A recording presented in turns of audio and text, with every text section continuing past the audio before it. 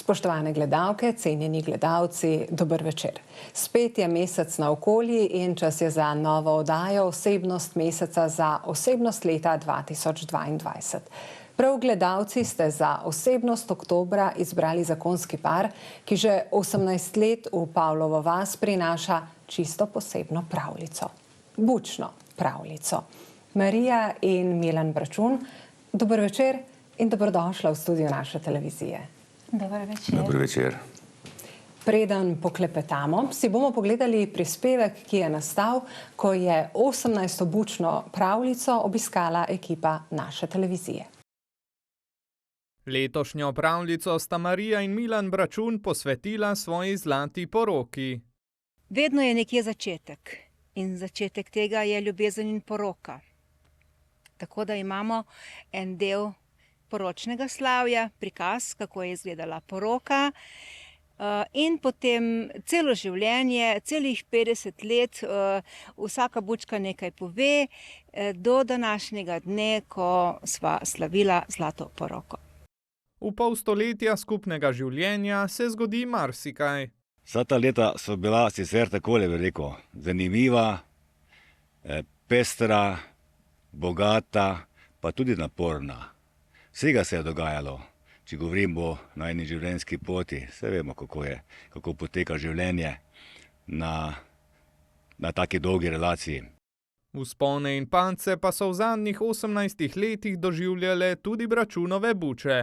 Letošnja letina je bila, predvsem zaradi visokih temperatur in suše, precej skromna. Vžigalo svetove in vse se je nekako osipavalo. Šele proti koncu junija, v začetku julija, ko je mečkino ta temperatura se spustila in se tu in tam tudi kakšna ploha vlila, takrat so začele bučke mečkino bolj dihati in so zrasle toliko pač, ko so zrasle. Skromnost je velikokrat pomembna tudi v zasebnem življenju. Tudi pride leto, ko je treba z skromnostjo nekaj narediti, ampak z veliko volje in morda z tekstilom se to da tudi nadomestiti, da je danes kaj videti. Bučno pravljico si v Pavlovi vasi ogledate predvidoma še do konca tega meseca. Če kar nadaljujemo tam, kjer se prispevek konča. Bučna pravljica je zaključena. Kam gredo buče?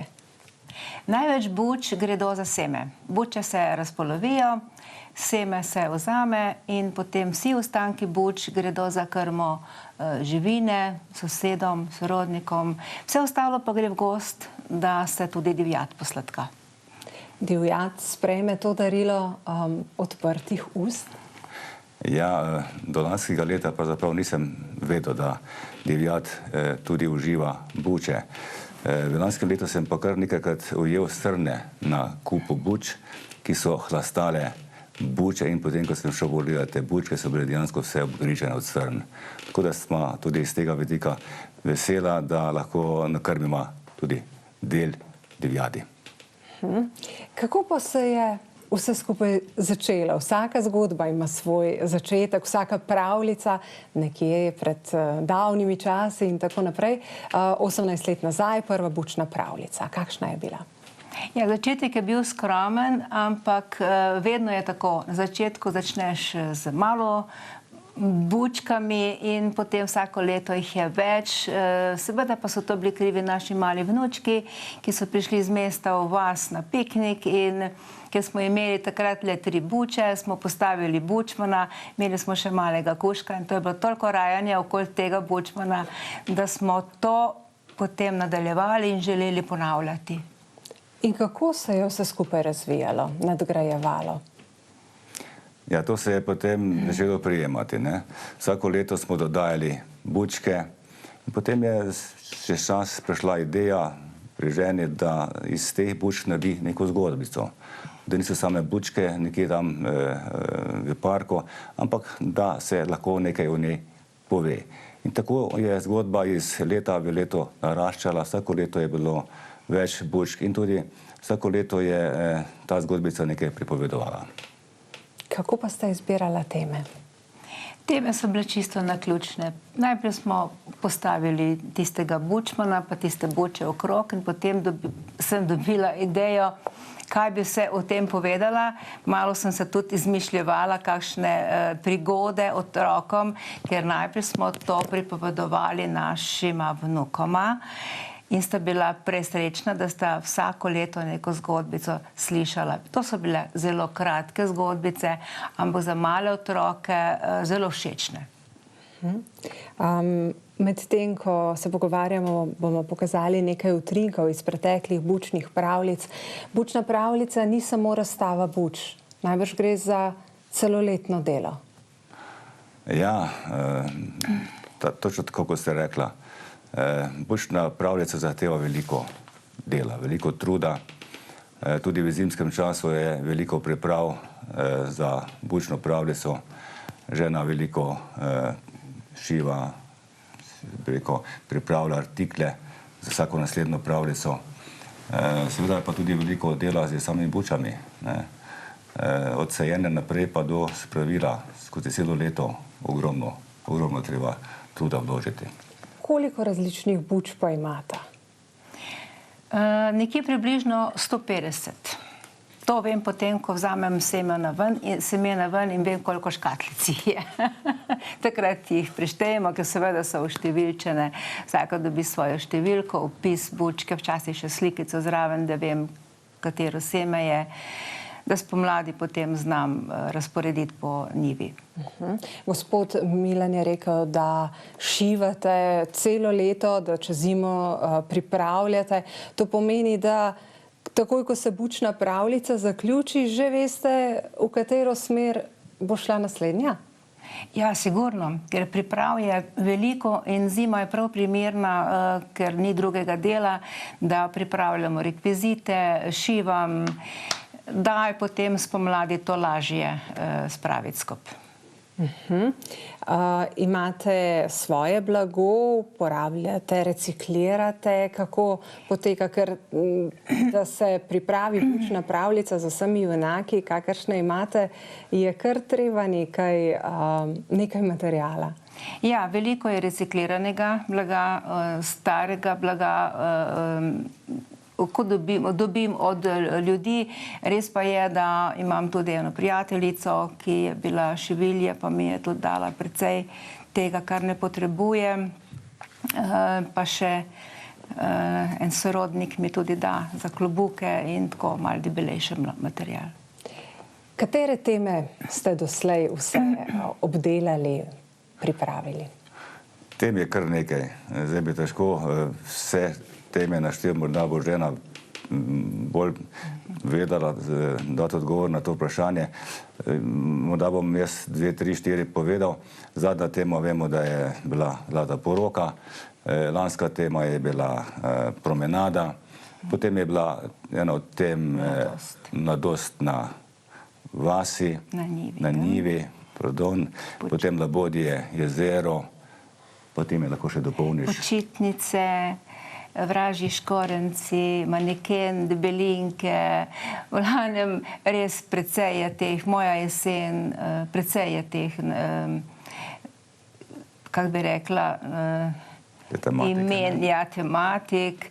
Res pa je, da so zadnja leta bolj poglobljena in da imamo tudi veliko več buč in da je to po celem parku, da se da uživati v kompleksu. Je bila katera tema še posebej velik izziv? Ja, vsako leto, zdaj zadnja leta so veliki izzivi, ker je tega zelo veliko. To je 1000–2000 buč, ki jih je treba razporediti, njih narisati, lutke obleči. Veliko je predpriprav, da se postavijo, kako bi rekla, te ojačitve za lutke, ker to je le na vetru in dežju in mora to stati in to cel mesec.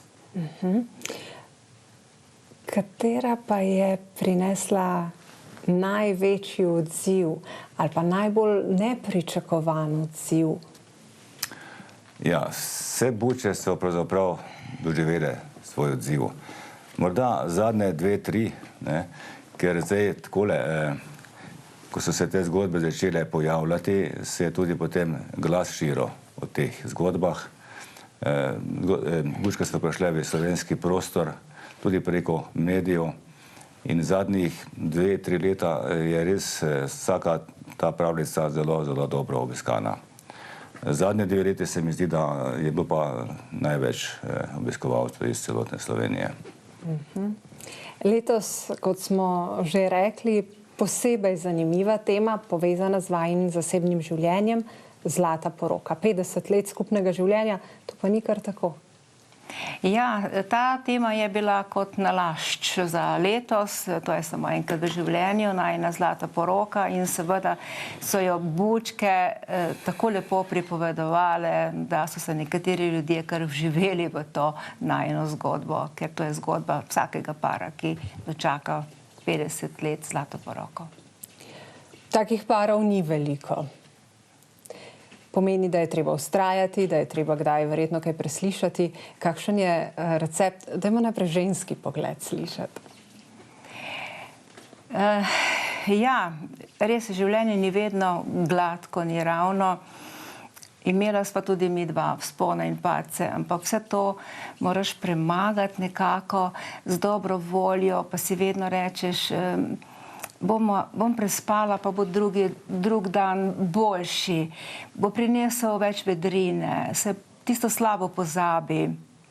Pa tudi, če sva rabila kak teden mogoče, da sva poravnala, pa greva spet naprej, in tako sva vztrajala 50 let. Kaj pa moški vidik, takrat, ko zaškripa, kako prebroditi? No, saj v vsakem zakonu že škriplje.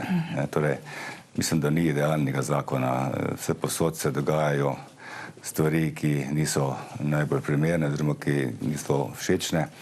Treba tudi veliko potrpljenja, tudi nekaj kompromisov. Tako kot je žena rekla, treba je včasih prespati in potem počakati, da iz teh sivih oblakov posije spet sonce in gre čas naprej. 50 let je kar lepa doba, polna raznovrstnih trenutkov. Kateri so tisti najlepši, ki se jih najraje spominjate? Ja, najlepši trenutki so, ko se rodijo otroci, in potem seveda, ko si uspešen pri projektih, od gradnje in vsega tega, kar si počel, in seveda druženje s prijatelji. Imela sva to srečo, da sva izoblikovala velik krog prijateljev, s katerimi smo doživeli toliko lepih stvari, da se jih danes v tej najini jeseni rada spominjava, gledava fotografije, tisti, ki so še živi, se obiskujemo, in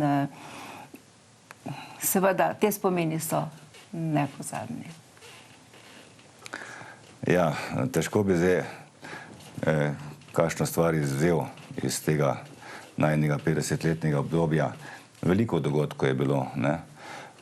Jaz si osebno, pa tudi žena, štejeva v čast in v uspeh, veliki uspeh, ko smo sodelovala v gradnji naših lokalnih cest v Pavlovi vasi in v Pišecah.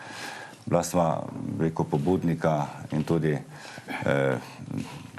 aktivno delala, kot pa tudi sodelovala v organizaciji teh gradenj. Zgrajenih je bilo približno 5 kilometrov cest, od tega 2 kilometra občinske in 2 kilometra, oziroma 3 kilometra občinske in 2 kilometra vaške ceste. To je bil zelo, zelo velik projekt, ki je bil narejen v letih 93 in 94. Do takrat se to ni dogajalo v našem koncu, in to je bil res en tak velik podvig. In res sem se v tem času zelo žrtvovala za ta vsesplošni veliko državni oziroma družbeni objekt, ki je prinesel tudi potem razvoj v kraj, v naš kraj. Kraj se je potem takem tudi spreminjal, spremljala sta njegovo rast, sta zadovoljna, v katero smer gre? Ja, zelo. Mladi se vračajo, gradijo, več otrok je v krajevni skupnosti, tako da smo zelo vesela, da se kraj oživlja nazaj, da se ne pozablja oziroma da ljudje ne da samo odhajajo, tudi prihajajo. Je teh 50 let minilo hitro ali počasi? Iz današnje perspektive zelo hitro. Seveda čas teče v začetku počasneje, bolj ko stariš, bolj ko desetletja minevajo, hitreje se skupaj mineva. In se mi zdi, da je teh 50 let minilo, ko bi gor pogledal. Res izredno hitro, ker smo bila vse skozi tudi zelo aktivna, tako v zasebnem kot v družbenem življenju in zaradi tega tudi čas verjetno toliko hitreje tekel. Kdaj se vam zdi, da je najhitreje minil?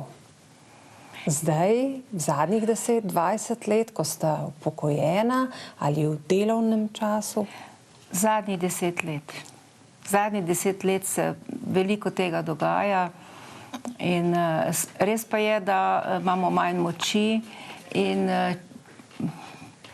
več moraš vložiti sebe, energije, da kaj nastane in potem dan hitro mine in že tu noč in se dnevi vrtijo, tako da zdaj čas teče zelo hitro. Torej, oba sta upokojena. Velja tisto, kar velja za upokojence, tudi za vaju. Jaz nimam časa. No, jaz mislim, da je to sam pregovor, da to pravzaprav ne velja. Časa je dovolj, oziroma časa je toliko, koliko si ga pač vzameš. Tudi včasih kdo reče, nimam časa priti, ker pač sem v penziji, pa nimam časa. Tega odgovora že dolgo ne sprejemam. Če imaš ti interes, komu iti, koga obiskati, si boš našel čas. Res pa je, da v tem času ni take storilnosti več, ni take moči več, da se pri delu čas podaljšuje. To je tista sprememba, ko pride z leti. Da nisi več tako storilen, kot si bil v tistih mlajših letih. Kaj vse počnete? Kakšni so vajini hobiji, poleg priprav na bučno pravljico? Ja, jaz sem v glavnem vpeta v to bučno pravljico. Zadnja leta in po dnevi in po noči razmišljam, ker tole iz nič moraš nekaj narediti vsako leto. Nimam mentorja, nimam nekoga, ki bi me usmerjal, ampak si moram sama ustvariti zgodbo, potem vse rekvizite, potem šivati, kako bo to izgledalo, pa včasih še ni čistko, pa spet popravljamo, misli popravljamo, pišem, veliko pišem, si zapisujem ideje in sploh rada kaj zapišem, če se mi kaj utrne v glavi, pa se potem kdaj to uporabi. Če ne za bučno pravljico, pa za kakšen drugi dogodek. No, zdaj ste slišali, da je miselni proces glavnim pri ženi. Ona razmišlja o stvarih, ki se zgodijo potem tudi običajno, vedno izvrši tudi to zamisel. Na meni je pa seveda vse ostalo, predvsem tisto, kar se tiče dela zunaj. Imamo nekaj zemlje, približno hektar pa pol obdelovalne zemlje, je majčkeno v hrbovitem predelu, zato je veliko ročnega dela, imamo nekaj vinograda, sadovnjaka, v katerem rastejo vsa tista drevesa, ki uspevajo na tem področju. Seveda je tukaj tudi njiva, kot smo prej ugotavljali, z bučami, ki je v glavnem zasajena z bučami in z vsemi temi stvarmi je ogromno fizičnega dela, tako da časa za kakšne druge narekovane neumnosti ni.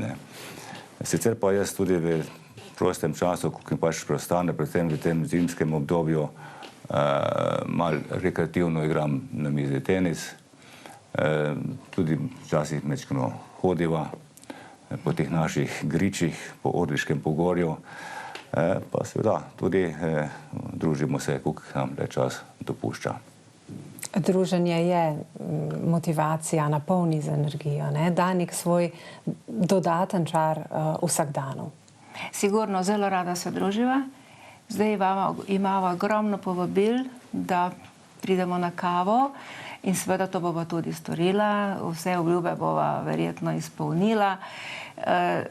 sicer pa tudi k nam radi pridajo. Tudi kadar ni bučne pravljice, vedno je veselo in veseli smo vsakega, ki potrka na naša vrata. Ves čas se vrtimo okoli buč, zato ne moremo mimo posebne gostje v našem studiu, deklice. Kaj lahko poveste o vajini prijateljici? Ja, to so deklice v letošnji postavitvi. To je ena izmed njih, ki mladima dvema, ko je poroka, trosijo rožice na njuno skupno življenjsko pot. Imajo košarico rožic in te deklice potem to trosijo. Ta buča in ta buča ni prava. Vidim, da ne vidijo gledalci. To ni prava buča, ta buča je iz blaga. Ljudje nam velikokrat kaj prinesejo kot za spomin, kot spominek in tukaj so bučke ene gospe iz Moldavije, ki take bučke ustvarja in sem rekla, to je krasno danes za v studio. Tako da goskice, če se jih bomo kar dotaknili v košarici, teh goskic je letos precej, vsaka se je po svoje zvila in obarvala in prav lepo pozirajo iz teh košaric. A te buče načrtno vzgojite, da nastanejo take? Ne. To je sorta, ki se po svoje zvija že na njivi, tako da to je vse nekje pod listjem, pod travo in jih niti ne vidimo, dokler ne gremo buče trgati. Če pa so slučajno splezale na kako ograjo, potem se pa dostikrat te buče zravnajo. Imajo raven vrat, tako da v glavnem so te buče na tleh, ker se na tleh zvijajo. In si nekaj zaupnega med seboj pripoveduje? Verjetno tudi klepetajo. Sploh pa, ko dobijo očke, pa lepe kljunčke, pa klepetajo. To vse naredite sami? Ja. Vidva? Ja. Koliko časa pa vzame ta zadnji del, torej tik pred postavitvijo, tik preden bučna pravljica zaživi? Tik pred postavitvijo imava časa 14 dni. Včasih še manj. Tako da se to prvo vse nariše. Razporedi, najprej se umijajo, razporedijo po sklopih in potem začnem risati in to se riše skoraj noč in dan. Ker je tukaj gor več slojev barv in prva barva se mora dobro posušiti, da je potem lahko nanesem drugi sloj. In včasih se z eno glavico tudi po cel teden, tako da jih imam 100 bučk in gremo od ene do druge, do jutra se posušijo in potem zjutraj spet nov sklop buč, ali nov nanos, ali glavice pustim, grem na goskice. Pestro je. Vsi prostori so polni bučk in od znotraj in od zunaj pred hiško. Vse je v bučkah. Kako pomembna je pri tej vajini bučni pravljici, za katero imata tudi skrbno izdelan arhiv, albume, sodelovanje ostalih družinskih članov? Ja, hvala Bogu, imamo sina in vnuka pa vnukinjo, ki nama v tistih najbolj težkih trenutkih priskočita na pomoč. To je pri sajenju bučk in potem tudi v jeseni pri spravilu. To je največji sklop dela, bi rekel, na tej bučni postavitvi. Takrat en sam pravzaprav nima kaj iskati na njivi, ki je to fazno delo. Bučke se režejo, bučke se potem izvažajo iz njive do vode, tam se bučke okopljajo in se potem prelagajo v prikolico in v to na tisti prostor, kjer se pač potem dela ta postavitev. To en sam ne zmore, takrat rabiš pomoč in res tukaj gre zahvala sinu in vnuku in vnukini, ki so nam v preteklosti vedno pomagali. Pa tudi sosed je v preteklosti pomagal, namreč imeli smo pred leti kar precej obilne buče, precej debele buče in to 1, 2 nismo uspela spraviti iz Bučnika, tako da smo rabili res močno pomoč in tu nam je tudi takrat sosed pomagal. Arhiv je nekaj, kar je za vas zelo pomembno, kaj ne? Ja, brez arhiva ne gre. Za eno bučno pravljico se nabere tam do 200 slik in to je treba vse lepo po vrsti zložiti. In ko pridejo gostje, tudi napišem, kdo je, če se le spomnim, ker to delava za stara leta. Takrat, ko ne bova več imela bučni postavitev, ko bova imela dovolj časa, da bova obujala spomine na vse to najino delo, na vse te najine pravljice in mogoče nama bo to polepšalo starost.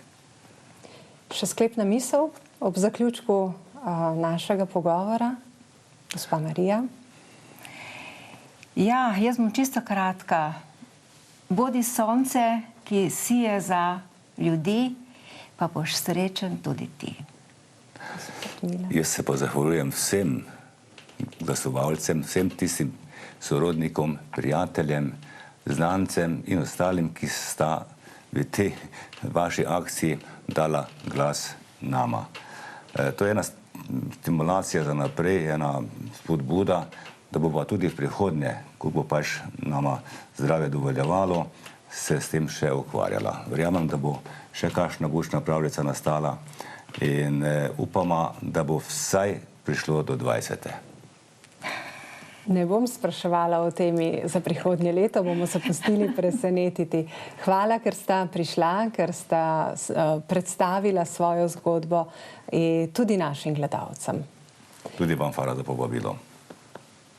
In seveda hvala tudi vam, spoštovane gledalke in gledalci, za pozornost. Ne pozabite, ob začetku prihodnjega meseca boste spet lahko glasovali za osebnost novembra. Do takrat pa seveda spremljajte zgodbe, dobre zgodbe na naši televiziji in bodite lepo.